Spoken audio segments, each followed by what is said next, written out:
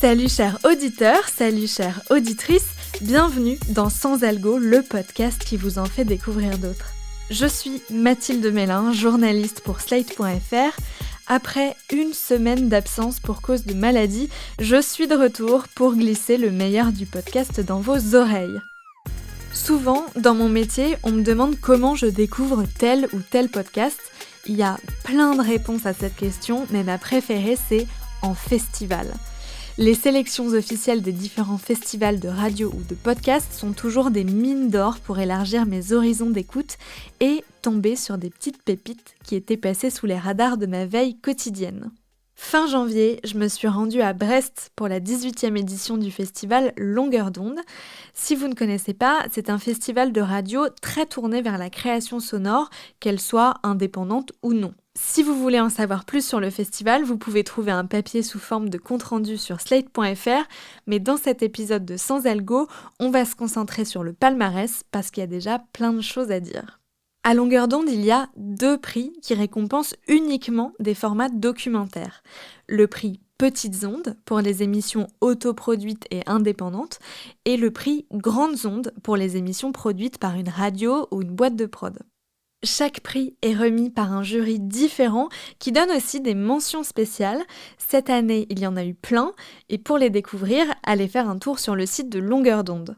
Concernant le palmarès lui-même, en petites ondes, pour les indépendants donc, ce sont 2 prix ex-aequo qui ont été remis pour récompenser 2 démarches très différentes. Le premier revient à Angélie Raïs pour Mordre dans un citron, documentaire produit dans le cadre du collectif Transmission. Transmission, c'est une école de création sonore qui est basée à Aubervilliers, qui existe depuis 4 ans à peine et qui remporte le prix Petites ondes pour la 3e fois.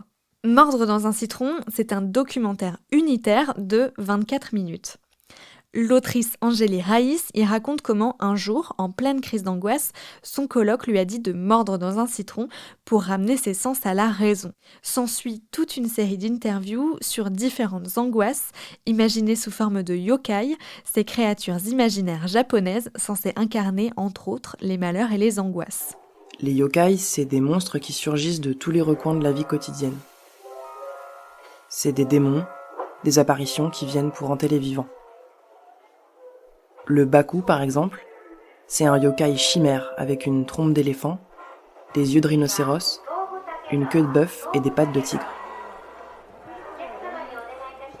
Il vient se nourrir des rêves et des cauchemars la nuit. Moi, je voudrais organiser une grande teuf de yokai.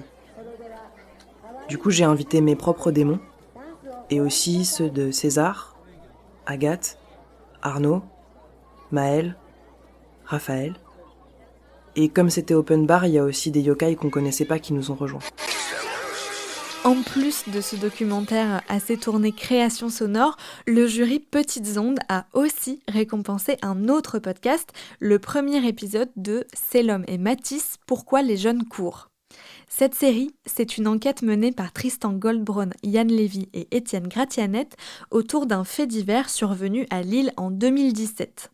Un soir de décembre, C'est l'homme, 20 ans, et Matisse, 18 ans, meurent à l'hôpital après avoir été percutés par un train. Très vite, l'enquête conclut à un accident, mais les familles des 2 jeunes doutent qu'ils se soient trouvés sur les rails par hasard. Notamment quand elles arrivent à l'hôpital et se retrouvent face à des policiers dont le comportement leur semble très étrange. Je contacte mon ex-mari, on y va ensemble avec les filles et on arrive à l'hôpital. Et là on parle, on essaie de se faire comprendre, effectivement dans le brouhaha on était un peu... Et là on est accueillis par 2 policiers. Au bout d'un moment je leur demande en fait clairement vous êtes qui et pourquoi vous êtes là en fait, parce qu'ils étaient vraiment avec nous, c'est-à-dire que on parle à l'accueil, ils sont à côté de nous, ils sont très présents en fait. Donc je leur dis, ils avaient un brassard ou quelque chose qui indiquait que c'était de la police. Du coup je leur dis, mais qu'est-ce que vous faites là ? Et c'est eux qui m'annoncent, avant même les médecins, pour tout accident de train, on doit faire une enquête pour s'assurer de l'implication ou non de SNCF. C'est-à-dire à ce moment-là, je comprends que mon frère a eu un accident de train. En parallèle, il y a la médecin qui fait des allers-retours dans la chambre avec la photo de mon frère. Je me dis, mon frère, il est déformé. C'est un bon documentaire, je vous l'avais déjà recommandé fin 2020 dans un article sur Slate.fr. Il est produit par Radio Parleur, média indépendant qui couvre surtout les luttes sociales. La série complète comporte 8 épisodes qui sont vraiment chouettes, je vous la conseille.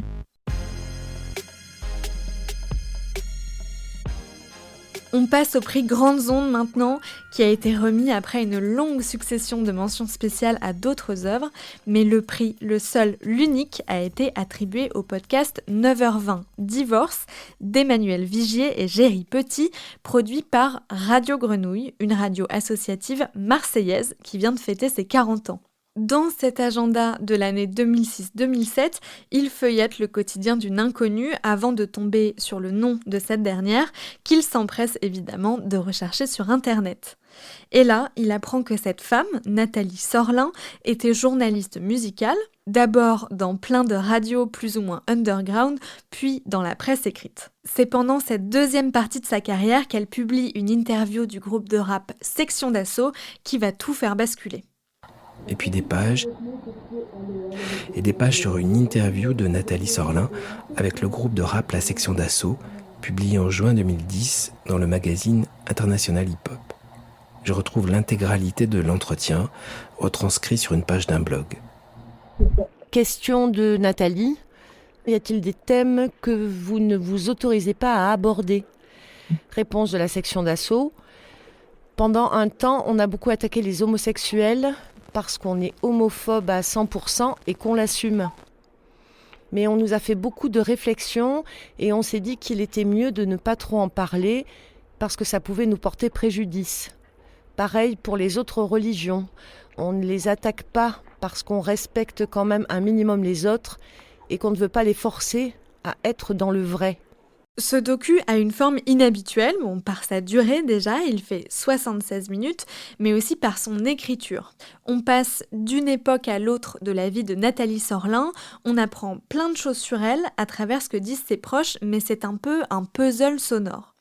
Il y a plein de petits bouts, de petites infos, d'archives sonores, et c'est à nous, auditeurs, de reconstituer tout ça pour lui donner une forme dans notre esprit. Finalement, ça donne un portrait en creux, plein de charme, mais un poil long, de cette femme décédée en 2016. Heureusement, ça ne raconte pas que sa vie à elle. Ça raconte aussi tout un milieu musical underground et l'époque des radios libres grâce à des archives de ces années à WeFM qui ponctuent le récit. Elle y officiait à l'époque sous le pseudo de Vampirella.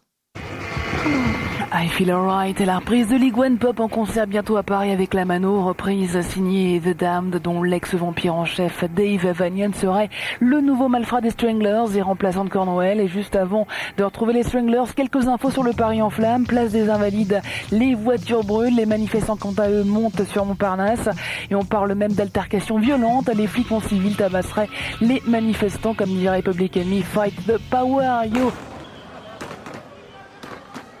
Personnellement, j'ai bien aimé ce documentaire, même si j'ai un peu regretté qu'il laisse tant de questions en suspens, notamment autour de la vie personnelle de Nathalie Sorlin. Avec un titre comme 9h20 Divorce et un agenda comme point de départ, je m'attendais à en apprendre beaucoup sur sa vie perso et en fait, le docu est très anglais sur sa vie pro. Pour comprendre le pourquoi du comment de ce podcast, j'ai interrogé celui qui en est à l'origine. Bonjour Emmanuel Vigier. Bonjour. Le point de départ de ce documentaire, c'est un agenda que vous avez trouvé dans la rue à Marseille.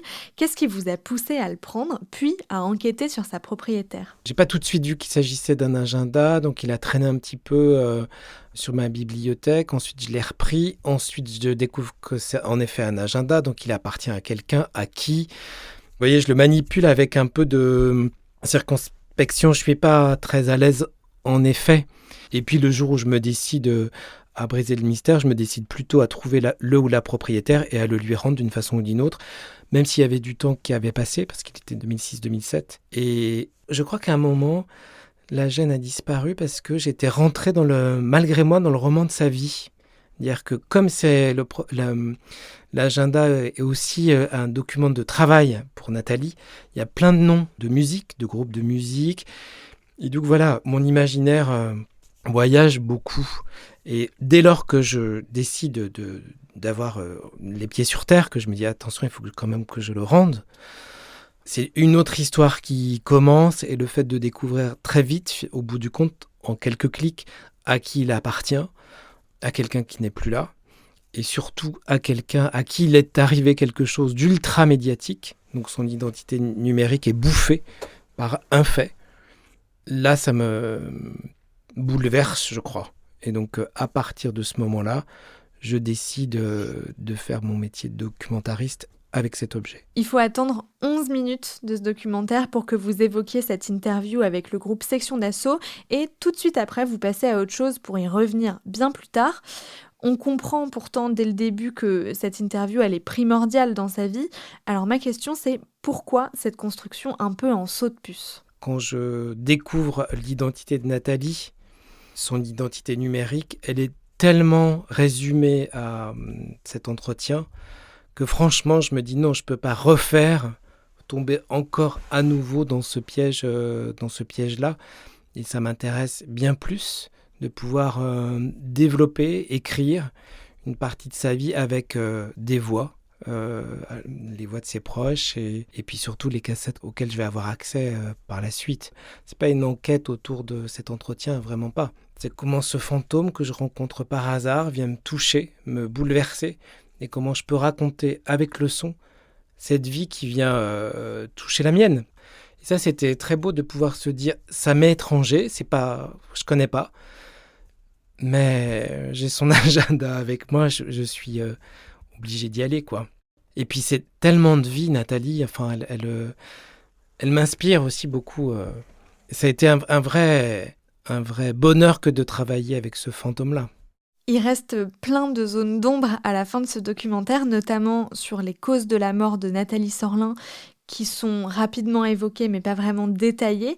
Est-ce que c'est par pudeur ou est-ce que c'est pour la protéger que vous avez choisi de ne pas le révéler ? Moi, je suis très attentif à ce quand on me raconte une histoire, on puisse laisser des blancs, des choses hors champ.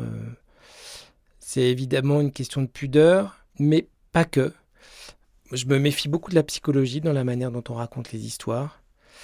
Et j'avais pas du tout envie. La vie de Nathalie, elle a été suffisamment résumée comme ça, la fille qui a fait l'interview de la section d'assaut. Donc je voulais pas avancer des choses qui seraient trop conclusives ou trop psychologiques. Et puis ça lui appartient. C'est un documentaire sonore, et il se trouve que Nathalie Sorlin était animatrice de radio pendant longtemps, et vous vous êtes procuré des cassettes avec des enregistrements de ses émissions. Qu'est-ce que ça vous a fait d'entendre et de manipuler sa voix ? Déjà, c'était... Je pense que ça a été quand même extrêmement déterminant pour la suite de la fabrication du documentaire, en fait, quand j'ai pu, grâce à Stéphane et Hervé, récupérer des cassettes. Ça, c'est sûr, parce que c'était merveilleux de pouvoir l'entendre. Moi, je n'arrivais pas à trouver... j'avais beau chercher du côté de WeFM, Lina, je n'arrivais pas à entendre véritablement sa voix, même si Nathalie avait un blog. Donc, du coup, c'était génial, quoi, de pouvoir... Puis bon, moi, j'ai un goût de l'archive quand même très, très prononcé dans tous mes travaux. Donc, j'étais très, très heureux de pouvoir avoir accès à un immense carton d'archives dans lequel je me perds un peu quand même, ça je le dis. Et donc, oui, ça a été vraiment essentiel dans l'écriture et la fabrication. Après, ce qui était évidemment pas facile, c'est comment donner à faire entendre de l'archive au sein d'un documentaire. Alors ça, c'est un des enjeux en termes de récit. Le documentaire s'appelle 9h20 Divorce, mais au final, vous ne racontez jamais ce divorce, ni vraiment la vie personnelle de Nathalie Sorlin. Vous êtes plutôt parti sur sa vie professionnelle. Pourquoi ce choix ? C'est ma façon de raconter des histoires. À la fois, c'est ce que j'aime quand on me raconte des histoires, qu'on ne me raconte pas tout, parce que je pense qu'il faut laisser une grande place.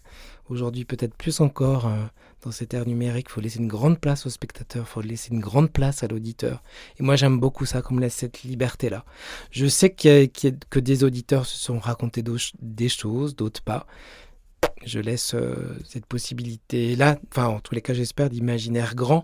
Et puis, je pense que ça n'aurait pas déplu à Nathalie, aussi, je crois. Enfin, pour moi, c'est Oui, il y a quelque chose de poétique là-dedans, en fait, tout simplement. Osons le mot. On a le sentiment que vous vous êtes énormément attaché au personnage de Nathalie. Vous n'avez pas peur de tomber un peu dans l'hagiographie et de faire un portrait très mélioratif de cette femme que finalement vous n'avez pas connue ? Bah, c'est l'accueil possible, évidemment. Je ne pense pas y tomber, je crois pas. Parce que en laissant ces portes ouvertes, ces non-dits, ces blancs, on peut se raconter aussi autre chose. C'est un personnage complexe et ça, je pense qu'on l'entend. Merci Emmanuel Vigy. J'espère que ça vous a donné envie de découvrir les 3 podcasts primés à longueur d'onde 2022.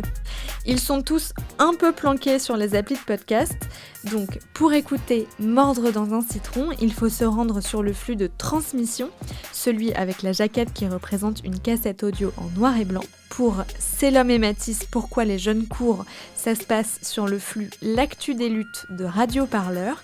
Et pour 9h20 Divorce, c'est sur le flux Les 40 ans de Radio Grenouille. Merci d'avoir écouté Sans Algo. N'hésitez pas à vous abonner, à nous mettre des étoiles sur Apple Podcast ou Spotify et à nous envoyer vos remarques et questions par mail. On les lit avec attention. Je vous donne rendez-vous la semaine prochaine pour d'autres recommandations garanties 100% sans algo. Sans Algo est un podcast de Mathilde Mélin, produit par Slate.fr sous la direction de Christophe Caron et Benjamin Septem-Ours. Prise de son, Guillaume Assal.